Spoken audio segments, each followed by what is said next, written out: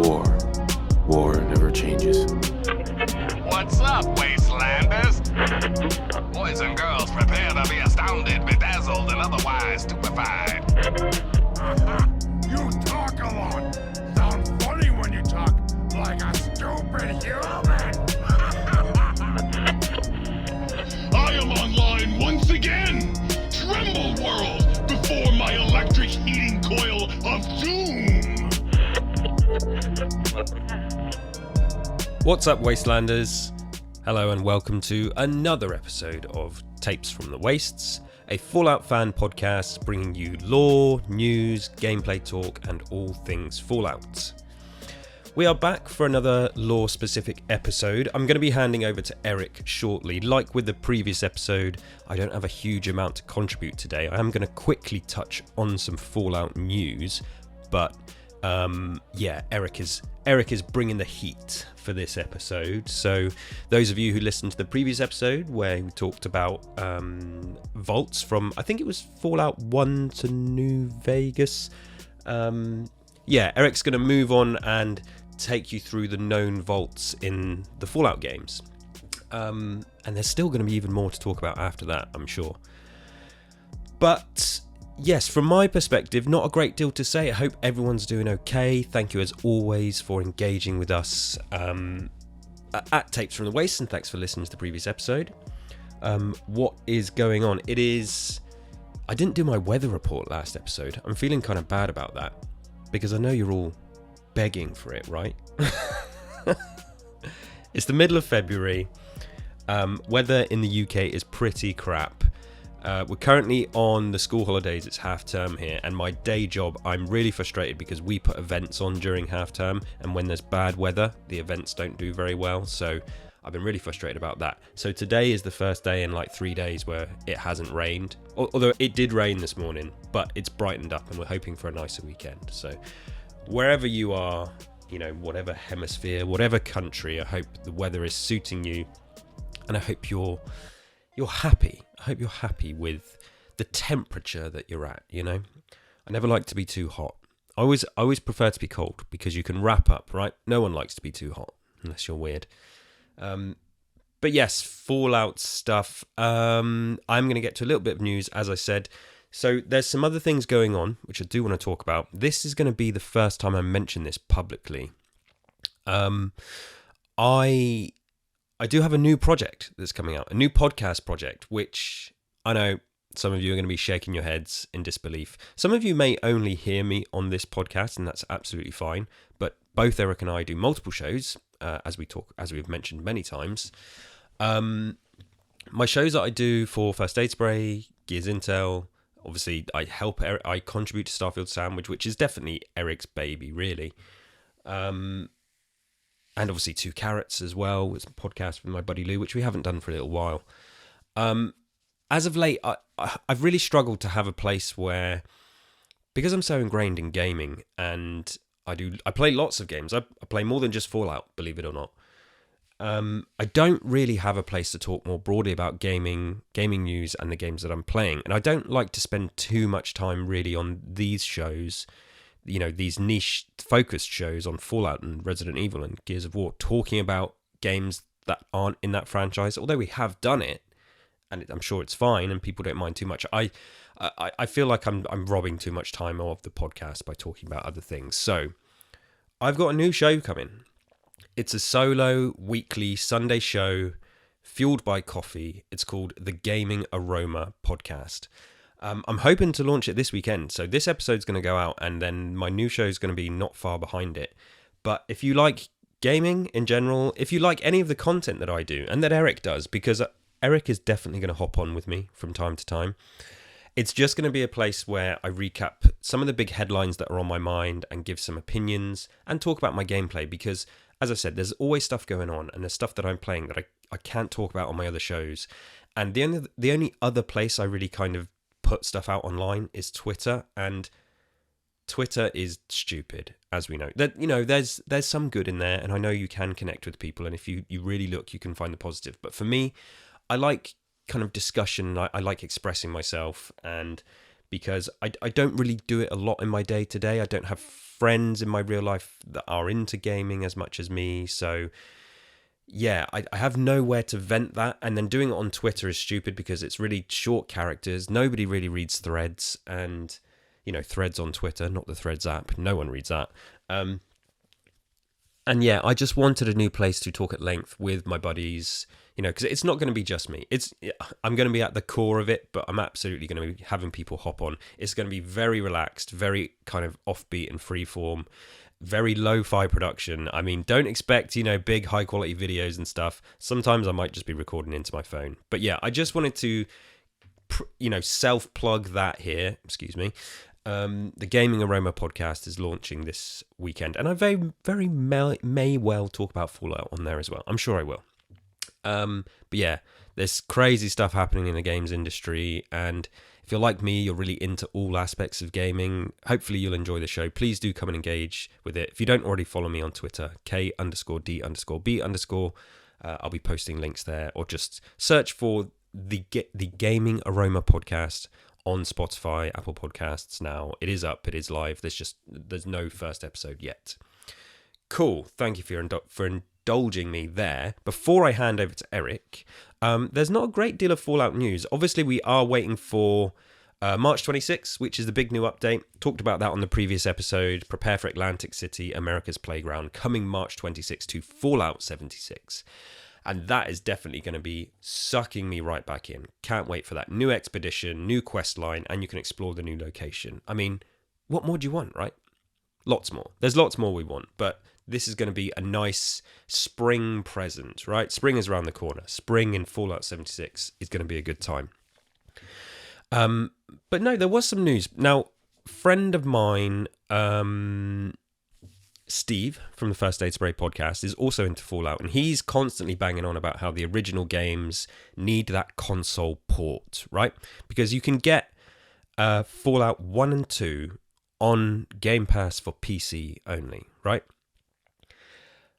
It's really frustrating that they're not on console. I appreciate they're complicated PC games, and porting to console is difficult and requires a lot of work.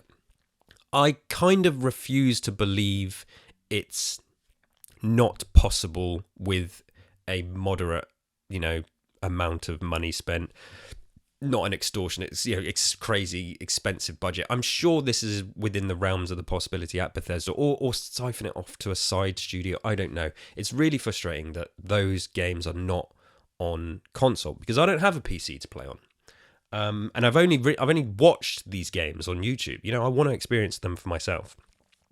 But if you do have a PC, and you like Fallout, well, you're in luck, because three Fallout games are free on the Epic Store as of now, I think, or possibly next week.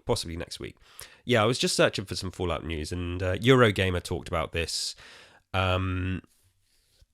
and just mentioned that, you know, that this stuff is now going to be there free for people to access. So it's Fallout 1, Fallout 2, and Fallout Tactics Brotherhood of Steel.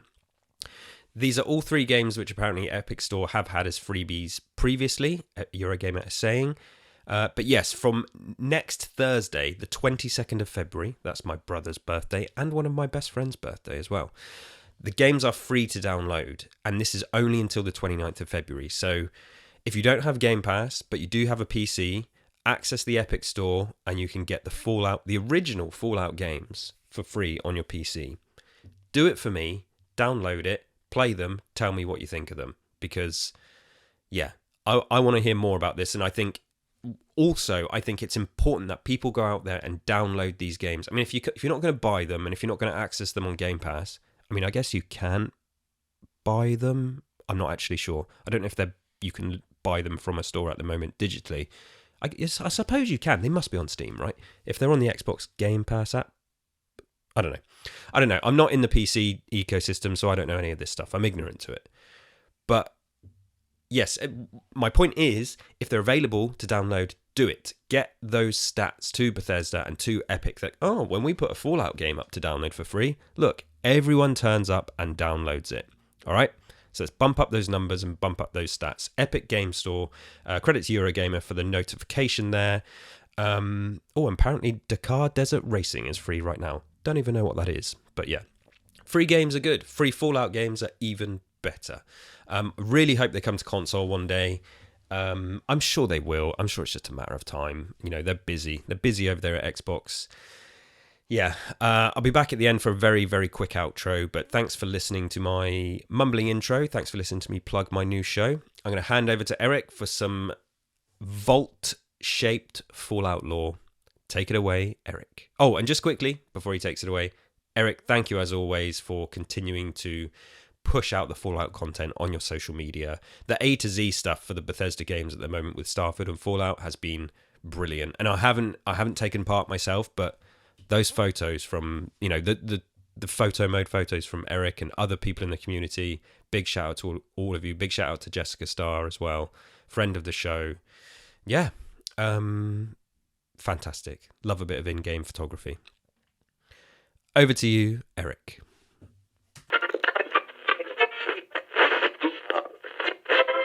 Thank you so much, Kelsey, and once again, thank you for everything you do, man.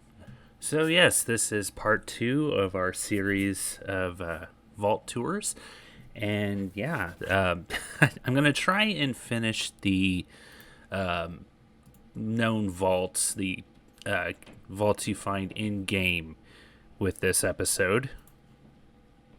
But before we get to that, I'll go ahead and talk about my gameplay. I've been playing a lot of Fallout, and not just Fallout 76, but I will save the Fallout talk till after my non-Fallout talk. But really the only non-Fallout game that I've been playing at the moment is Baldur's Gate 3. I mean, I have played a little bit of Pal World, and I still enjoy that game, but it's kind of been taking a back seat to Baldur's Gate and Fallout 3, really. I'll get to Fallout 3 here in a second, but Baldur's Gate, I am now in Act 3, and I've done a little bit, had some few battles, and my character is a druid, so I am finally starting to talk to the animals a little bit, and oh my god, that is amazing. If you haven't spoken to animals in the game, please do. It's so much fun, and sometimes hilarious. But I got stuck in this really tough battle. I'm not going to say which battle it is because that kind of gets into spoiler territory, but it's at the end of a companion quest line. That's the only thing I'm going to say, and it was really tough, and I lost count of how many times I died, but as I'm recording this, this is Thursday, February 15th, it was about 2 a.m. I finally won that battle. Thank you so much to some of my friends in the ASA podcasting community. You guys are awesome. Some of them gave me some really great advice on how to proceed with that battle, and we have been talking about Baldur's Gate nonstop in the ASA podcasting Discord. It's been amazing. But yeah, you guys are awesome. So yeah, now I can finally proceed with the rest of the game, and I am already looking forward to my second playthrough of this game. It's phenomenal. Still playing a bit of Starfield, but I'm mainly just taking pictures for Jessica Starr's virtual photography ABCs this month. Today is actually N.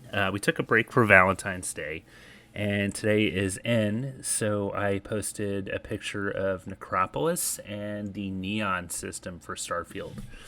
So, yeah, this has been a lot of fun. I'm so glad that she has been hosting this, and it's really helped me hone my virtual photography skills, my video game picture skills.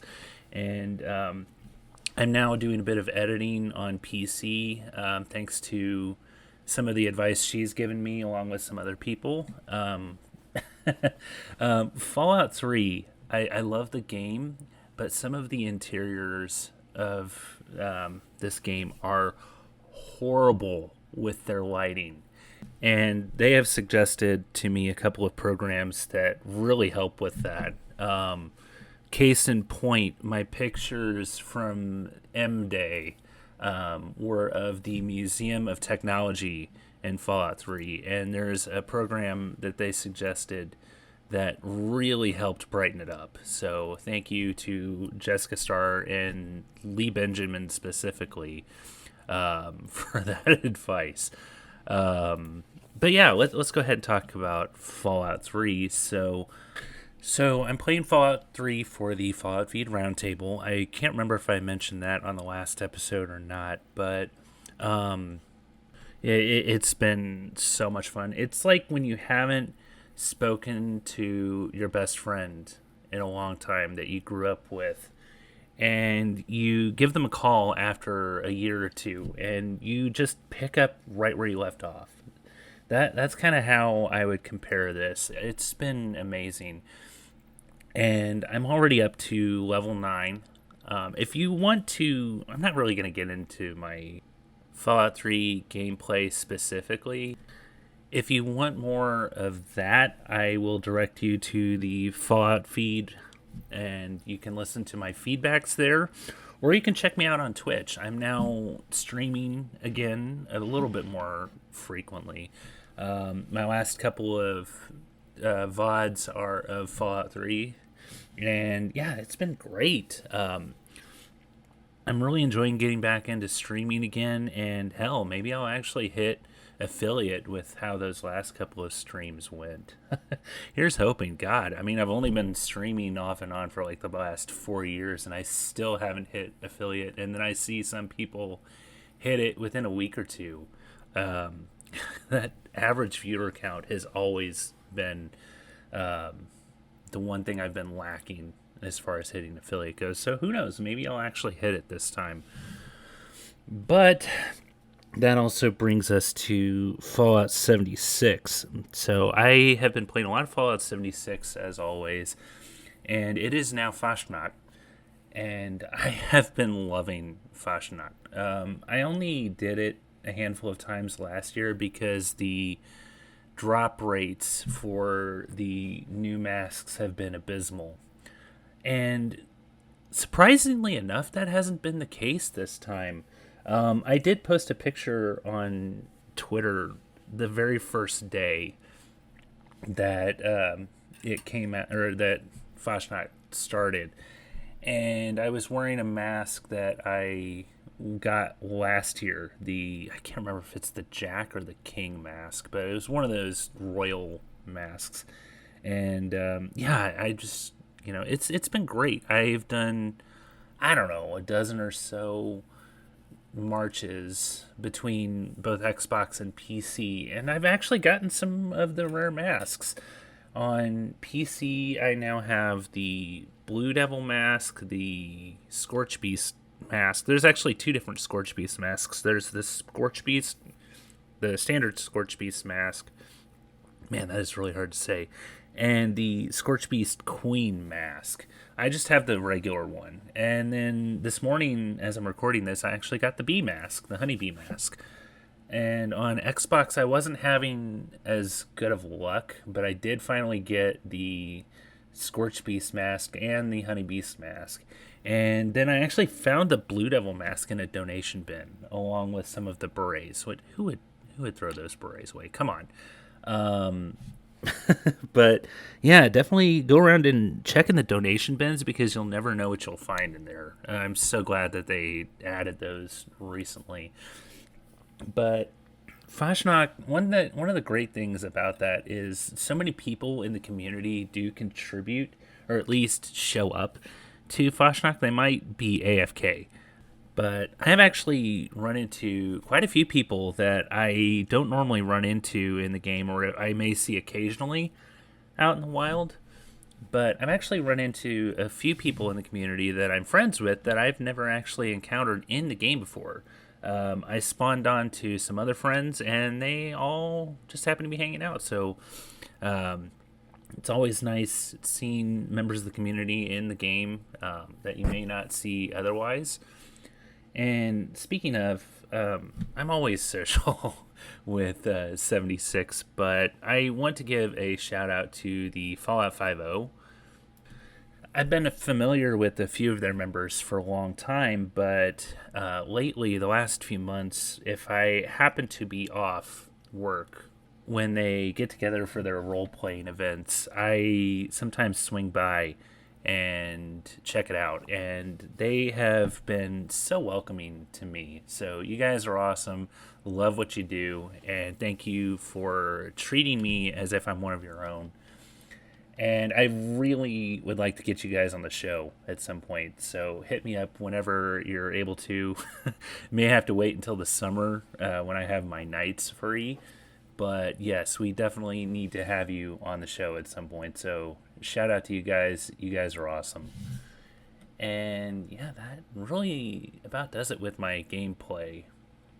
So let's check out some more of these vaults. So the last one that I talked about was Vault 34. So we are up to Vault 51, and this is in northwestern West Virginia. This is part of Appalachia. So Fallout 76, and it says here that the social experiment in which a Zax AI was tasked with selecting an ideal overseer from the Vault population. So this is the Nuclear Winter Vault, and we all miss Nuclear Winter.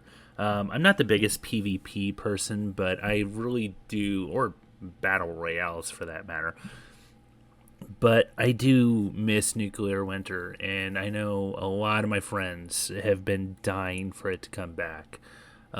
Please,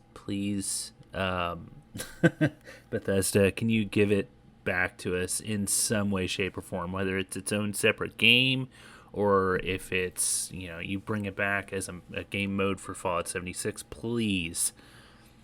So the result of this experiment says that Zax began manufacturing crises to test the abilities of inhabitants. The crises eventually escalated to lethal threats, then direct manipulation, encouraging the remaining inhabitants to kill one another. So yeah, it was a battle royale in Fallout 76, and it was a lot of fun, and we all miss it. So also, I should mention that if you happen to listen to the Chad Fallout 76 podcast, they did, at least I think it was a 2-part episode on Nuclear Winter, and it was awesome. So definitely check out that great podcast as well. So that was Vault 51. Now let's go to Vault 63. We really don't know anything about Vault 63 yet. It's in southwest Lewisburg, just in West Virginia in the ash heap. And as of right now, it's inaccessible. Whether or not that changes here soon, because we are getting the Shenandoah area of Fallout 76 here soon, I don't know. But who knows? Maybe one day we will be able to see what's going on, or what did go on in Vault 63. So that was Vault 63. Now we're up to Vault 75, and this is the Malden Middle School in Malden, Massachusetts. So this is part of Fallout 4 in the Commonwealth. And it says that the experiment here was a social and medical experiment in which a eugenics program was used to breed young inhabitants into the perfect soldiers. So this resulted in the Gunners. So the subjects eventually revolted against the researchers, and the vault was eventually occupied by the Gunners. So yeah, that was fun. All right, so now we got, guess what? Vault 76. So this, of course, is the home vault where you grew up in Fallout 76. So this is in, just north of Flatwoods in the forest area. And this was a control vault. And the whole part, what we know of the experiment is that the Overseer tasked us with the reconstruction of Appalachia and the eventual eradication of the Scorch Plague. So that is why the Overseer left all of her different holotapes around for you to find. And Reclamation Day is when the task began. So, pre-Wastelanders, that was what the main story was of Fallout 76, was the research of the Scorch Plague and how you will eventually make Appalachia immune to it. And, of course, you're going around killing Scorched in the process. So, next up we have Vault 77, and this is in the Capital Wasteland. And we don't really know anything about this vault. We don't know exactly where it is or what the experiment was. But what we do know is that there was an inhabitant that was feared to the point of superstition by the slavers in Paradise Falls. So that, unfortunately, is all we know. Just a brief mention of it. But hey, sometimes that's what you get. So now we have Vault 79, and now we're back in Appalachia. So this is north of the Dolly Sods Wilderness in the Savage Divide area. So this is the Gold Vault. So this is the vault that you get at the end of the Wastelanders story that has all of the United States gold reserves. And spoilers for people who haven't finished Wastelanders, but I'm sure at this point you know what's going on there. The Secret Service got trapped in there. And they intended to house, or like keep the gold safe. So the operations was sabotaged by the Overseer due to moral objections. And the researchers were sealed there and had no means of escape. And so when you find them, they automatically assume that you're specifically there for the gold, or at least one of them is. They're just convinced that you're not there to help them, you're there to steal the gold. And you can kind of tell them that you are there to help them. Like you can say, hey, why can't it be both? And they're just like, yeah, I knew it. But yeah, that they're willing to share as long as you are able to help them. But getting through there is not easy. There's a ton of robots and turrets and mole rats and other things to, not to mention a bunch of, like a ton of rads in one section. So hats off to anybody who has completed the Wastelanders story. I actually finished it on PC not that long ago. It was the first time or is the second time I did it. I finished it on the Settlers side on Xbox once before, but I never, after going through and hearing so much about how the Raider side is so much more interesting, I decided to go through it again on the Raider side. Now, I did experience some bugs, but I was eventually able to push through, and yeah, it was awesome. I'm so glad that I did it a second time. Having access to the gold bullion vendor is something that a lot of people might take for granted, because it's something they've done so long ago. But up until recently, I didn't have a full set of Secret Service armor or a jetpack on PC because I hadn't finished the Wastelander story. So I'm so glad that I can now do that. And God, the Secret Service armor, especially modded, is very tough to beat. Not to mention having the Chinese stealth armor that you get toward the end of the Settlers side of the story. Like when I'm hanging out with the Modus Files crew, sometimes we will take on a Scorched Beast Queen in a nuke zone. And if you have the Chinese stealth armor equipped, the rads don't really affect you, especially if you have what rads fairly high when you're ranking. So, yeah, taking on a Scorched Beast Queen in a nuke zone and making it last almost the full amount of time, you will get so much XP and loot. I don't know why people take out Scorched Beast Queens within like a couple of minutes. Like, you're doing yourself a huge disservice by doing that. So after Vault 79, we have Vault 81, and this is in Boston in the Commonwealth, and this vault is a research facility. Scientists in a secret sector of the vault would work to develop a universal disease cure via experiments on an unwitting civilian population. So this is the vault where you get Curie. So the disease that comes into play while you're doing this is the mole rat plague. That I think his name's Austin. The little boy gets attacked by some mole rats that are in a hidden part of the vault where all of these experiments are taking place. So you go down there and you get the vault, or you get the cure, and hopefully you don't get bitten in the process, because you very well could get this mole rat plague yourself.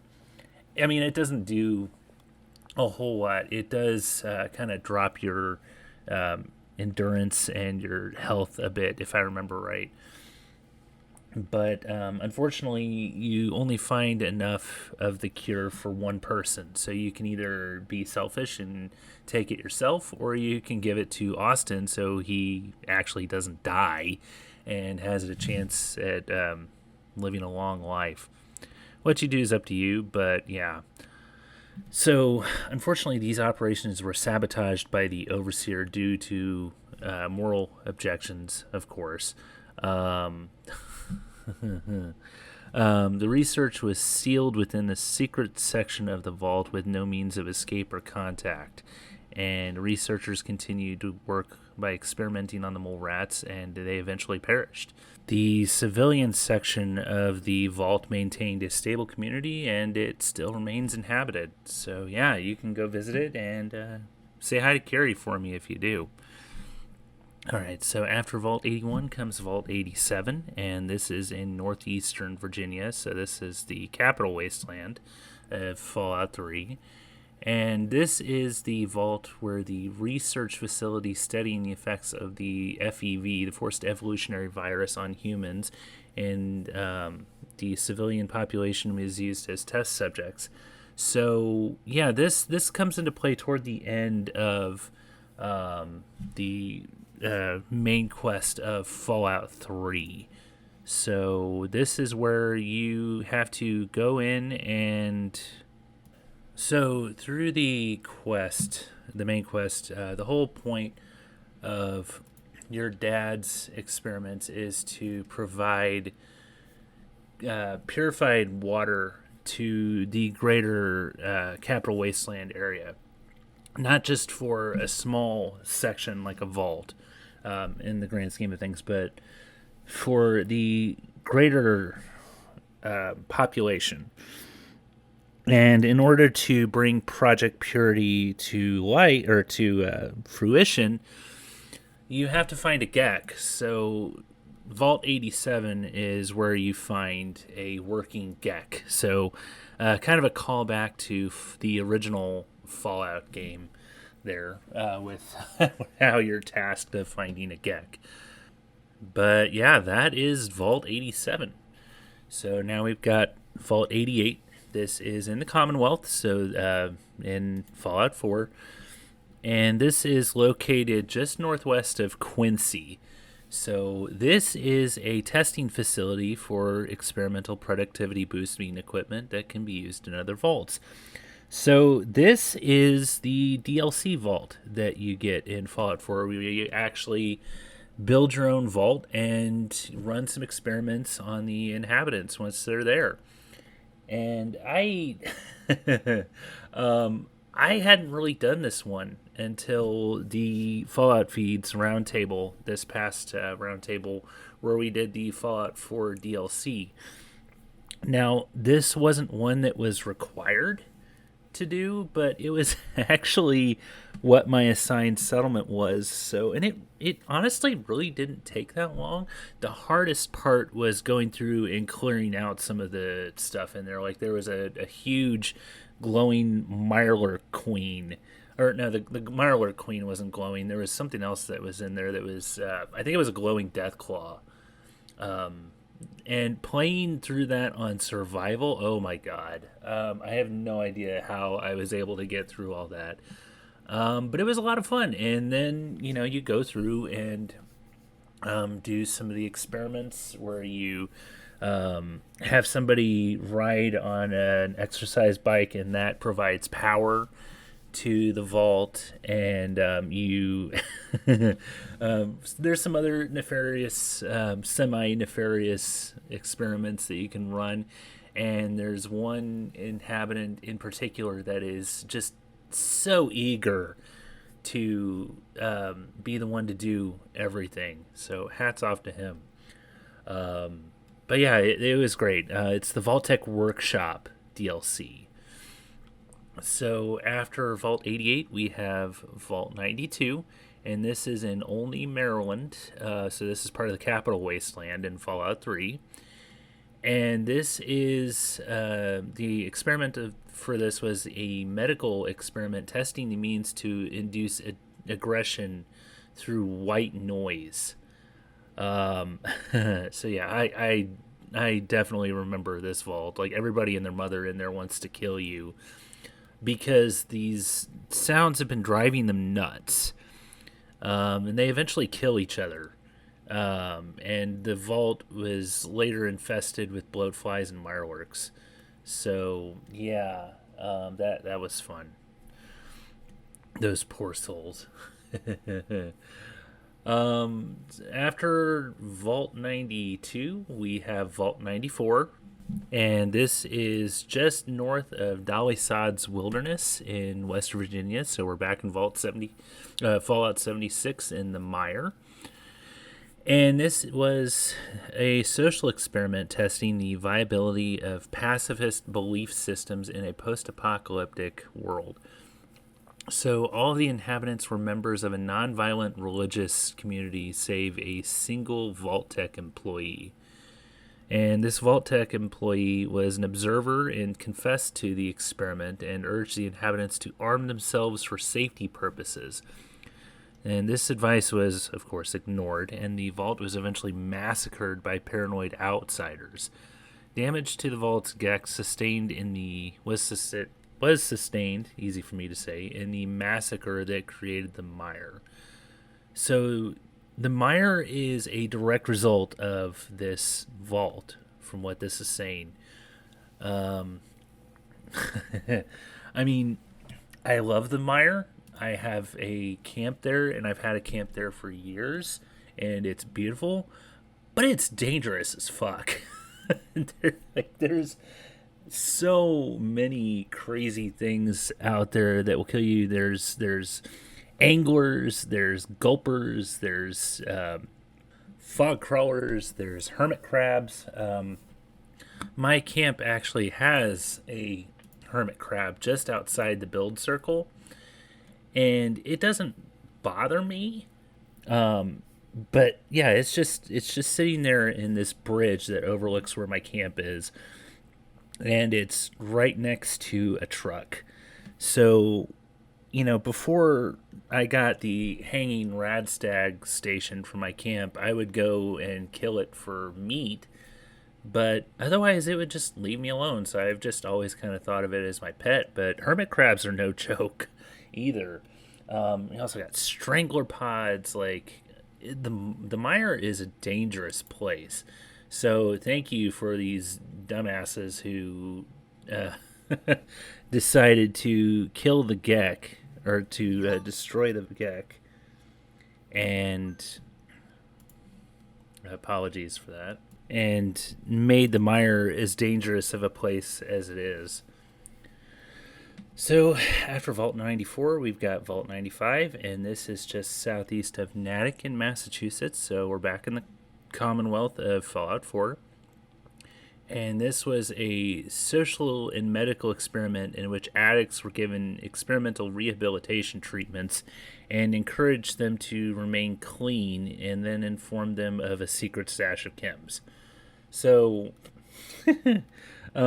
this sounds like a very horribly run rehab. So yeah, we're going to get you clean, but then we're going to tell you where the chems are to break or start the cycle all over again. But this is the vault that you go to with Kate, I believe, where, at the end of her companion quest, she wants to get clean of all of the chems that have had such a hold on her life.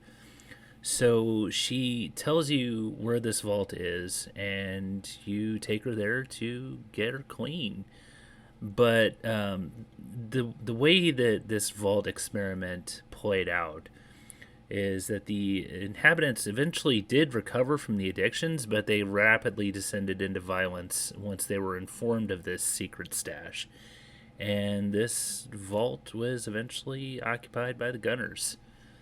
So, yeah, you have to take out a bunch of gunners when you go in there with Kate to get to this contraption that gets her clean.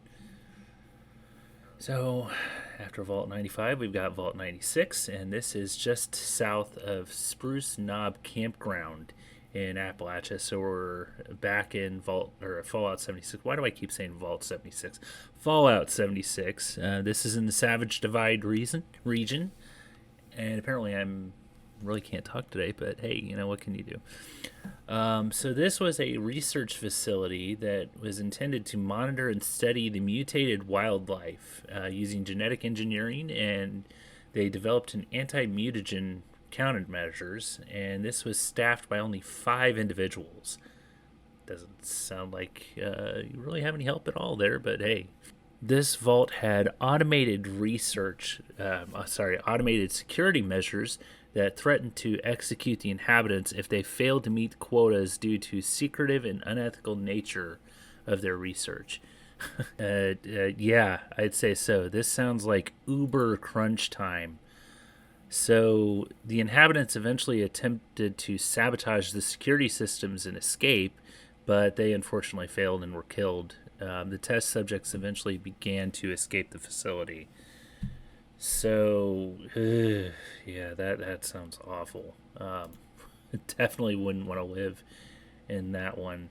But this vault is actually one that I believe you visit during the Steel Dawn, Steel Rain story.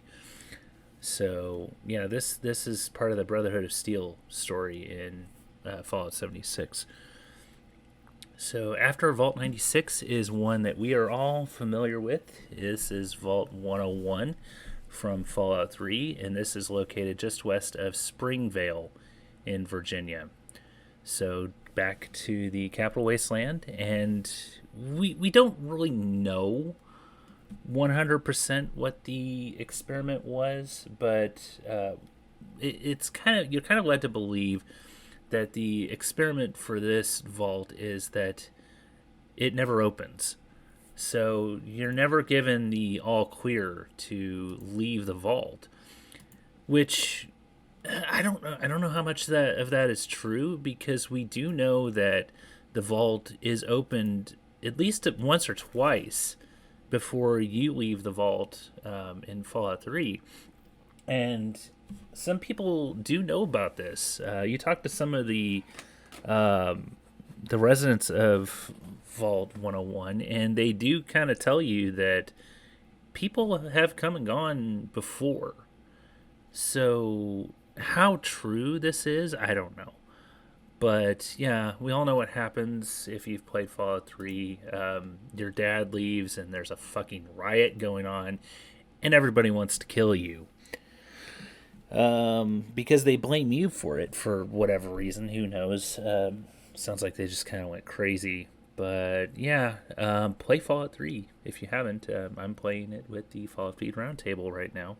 So yeah, Vault 101. Yeah, that. what else can be said about the intro to Fallout 3? It's one of the best intros in a Fallout game that I can think of. And who doesn't love having Liam Neeson play your father? So next up we got Vault 106, and this is still in Fallout 3 in the Capital Wasteland, but this one actually isn't in the game. It comes from the Fallout Bible.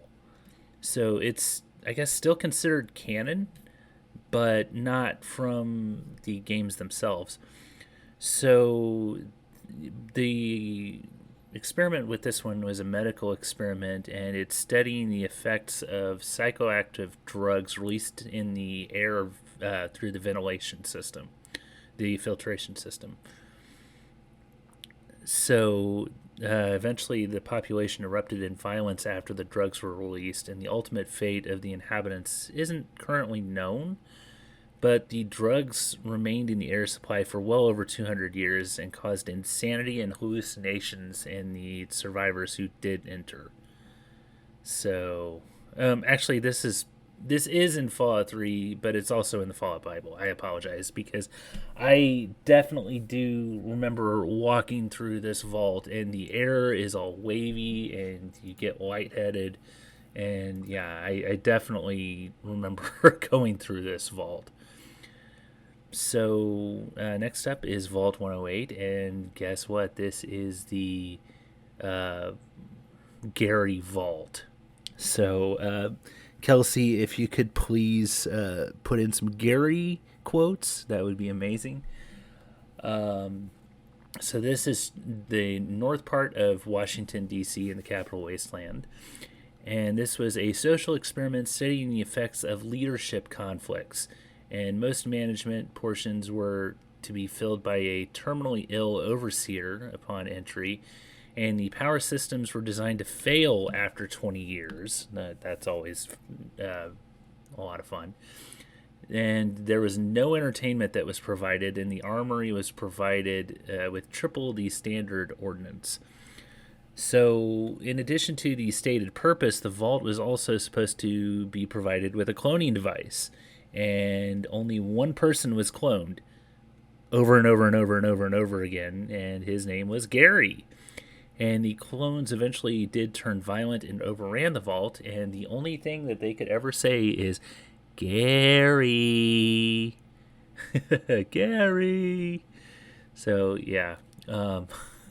This is one of the most memorable vaults in any of the games, in my opinion, is the Gary Vault.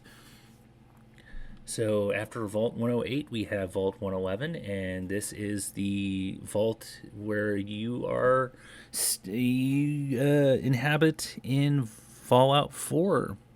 So this was in Sanctuary Hills in Massachusetts, and this was a vault that cryogenically froze the inhabitants. And yeah, the whole purpose of it was to study the long-term effects of cryogenic stasis on unwitting test subjects. Yeah, you're not told shit when you walk in to Vault 111. They're just like, here you go, get in this pod, and then you get frozen. And we all know what happens after that. Most of the cryopods were faulty, and you are the only person to survive. They said it was a power failure, but yeah, I don't know how much of a quote-unquote failure it was, but yeah, you're the only person to survive, and henceforth are called the sole survivor. And you are on a hunt to find your son. So, yeah. After that is Vault 112, and we are back in Fallout 3 for this one. This is in the Smith Casey's garage in Virginia, in the Capital Wasteland. And this is where Tranquility Lane is. So, yeah, this was a social experiment in which the inhabitants were placed in a virtual reality simulation controlled by the Overseer, one Stanis Braun. Stanis, however you pronounce his name, Dr. Braun, that a-hole. And this experiment was, it was only for his own amusement, really. He put these people in so many different situations, but I mean, we all have been to Tranquility Lane, but there are plenty of other different scenarios that he put these poor souls in. And, yeah, he tortured these people for centuries, and, you know, he put himself in these situations too. Like, hit himself in some way, shape, or form. But yeah, pretty messed up. After Vault 112, we've got Vault 114, and this is in Boston. So you're back in the Commonwealth of Fallout 4. And this was a social experiment in which wealthy inhabitants would be stripped of their luxury and forced to live in cramped squalor under an incompetent overseer. So some people might call this justice for... yeah, I mean, there's plenty of nice rich folk that aren't complete snobs out there. No offense to them. But from what this is hinting at, these people were not that pleasant to be around. So this experiment was designed. It was never completed, but it was possibly due to contract fraud or embezzlement. But there was a construction site that was eventually taken over by Skinny Malone's Triggermen. So this is where you meet one Nick Valentine. He is holed up in there, and Skinny Malone's Triggermen have him cornered, and you are sent there to help break him out by his secretary. So yeah, there's a few different ways that can play out, but yeah, we all love Nick Valentine, don't we? So next up we have Vault 118. And this is located at Cliff's Edge Motel in Mount Desert Island, Maine, on the island. So this is actually part of Fallout 4's Far Harbor DLC. And this was a social experiment in which 10 wealthy residents would live in luxury, while 300 lived in poverty and squalor. And the wealthy residents were granted total authority. So this is... where the rich rule over the poor. I don't think any of us can relate to that at all. The lower class section of the vault was never completed due to embezzlement of construction funds. I mean, go figure. And the inhabitants of the luxury section were eventually transferred into the robo-brains, into some robo-brains to achieve immortality. And they continued to occupy the vault. So that sounds absolutely wonderful. Wouldn't wish that on anybody. So that is it for the canonical, or the numbered vaults that are in the games. We do have a couple of other ones here. There is the Herald Vault, and we don't really know where this is, but Harold himself recalls having grown up in a vault and unfortunately is unable to remember where it is. But yeah, Harold's wonderful. We also have one called the Bruiser's Vault, which is somewhere on the East Coast. We don't really know. It's in Fallout 76, or it's referenced in Fallout 76 at least. But Bruiser mentions having come from a vault and describes its residents as having played football, or something that's similar to American football, but it's more of a gladiatorial sport. So this must, yeah. I think I vaguely remember hearing somebody like Bruiser talk about that. So that is it for the vaults that are specifically mentioned in games. We do have some that are listed facilities in Vault Technologies, but aren't actual vaults. So we will go through those next time along with some of the supplemental materials. But that is going to do it for me. If you'd like to find me, as Superman says in Superman Returns a couple of times, I'm always around. So, yeah, you can find me on my other podcasts. Kelsey and I also do Starfield Sandwich. You can also find my couple of other shows that I do myself. There's the Tamrielic Adventures podcast, where I talk about Elder Scrolls lore, and then every now and then I put out an episode of Super Nintendo. You can also find me on the Modus Files. I am a regular cast member on the Modus Files. I play a couple of different characters at this point. And also, every now and then, I pop up on the Fallout Roundtable podcast that's done by some friends of mine, including Jaxus and Don McCormick, Sassy Lady. There's also Maverick, who we never know what Maverick Stone is going to do. But, I mentioned also I'm taking part in the Fallout Feeds Fallout Roundtable.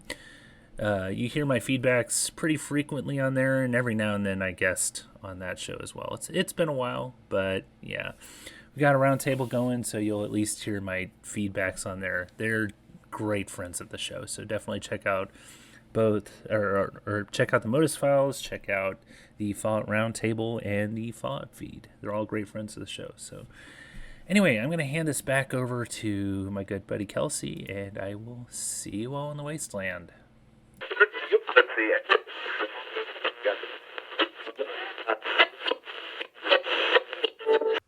Thanks as always to Eric, aka Sulior, for his lore on Fallout there. As we know, he is the lore master. I haven't done a lore section in ages for various reasons, but I love listening. I love listening to his voice talking about it. I hope you do too. I hope you learned something about the vaults. There's going to be plenty more to talk about vaults in future.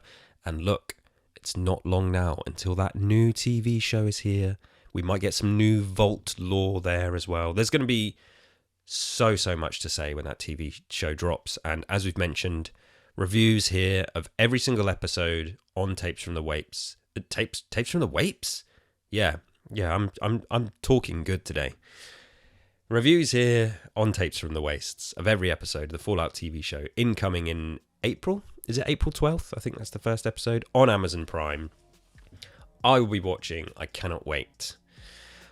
Yes, come and follow us on social media, TFTW Pod. Eric is at EN Gold, and I believe the O is a 0. EN Gold 08. At EN Gold 08. I am at K_D_B_. Come follow us on Twitter. It is still Twitter. It still says Twitter in the URL at the top of the address bar. No matter what Elon Musk tries to tell you. And yeah, hopefully you'll be back for the next episode. So what's coming up? Yeah, so we'll be back for an episode with the update, the March update, and then after that we'll be moving on to the TV show. So yeah, thanks as always for listening. Please, if you enjoyed the content, and even if you didn't, give us a review, give us 5 stars on Apple Podcasts, and a rating on Spotify as well. It really helps. If you prefer to use YouTube, we do put the episodes on YouTube as well for listening in the background or whatever, and very occasionally we do video versions when Eric and I get together to discuss Fallout. That's it. I'm going to stop rambling. Until next time, stay safe out there, Wanderers.